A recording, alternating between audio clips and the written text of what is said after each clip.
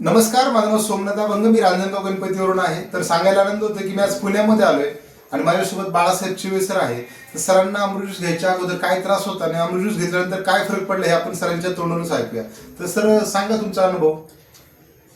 मला आहे ना शुगर होती 2010 पासून 450 ते 500 शुगर होती.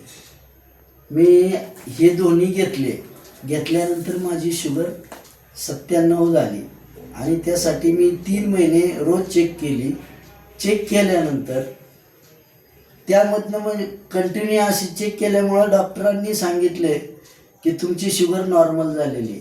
मग मी मेन डॉक्टरकडे गेलो आणि त्यांच्याकडनं जे गोळ्या वगैरे होत्या त्या पूर्ण गोळ्या बंद झाल्या.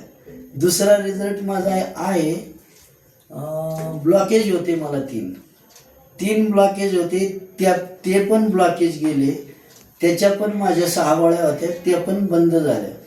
आज मी तिला एकही गोळी नाही. येस, तर बघा आपण बघू शकतो सर एक सरकारी सेवेत होते, रिटायर झाले, वय वर्ष 62 आहे. हार्ट ब्लॉकेज होते, शुगर होती. आज सरांची शुगर पूर्णपणे आहे 450-500 आणि ब्लॉकेज पण नाही आहेत. तर 100% सरांना रिझल्ट आलाय. एक वेळ अवश्य तुम्ही सुद्धा 3 महिन्याचा कोर्स करा, तुम्ही सुद्धा 100% फिट व्हा.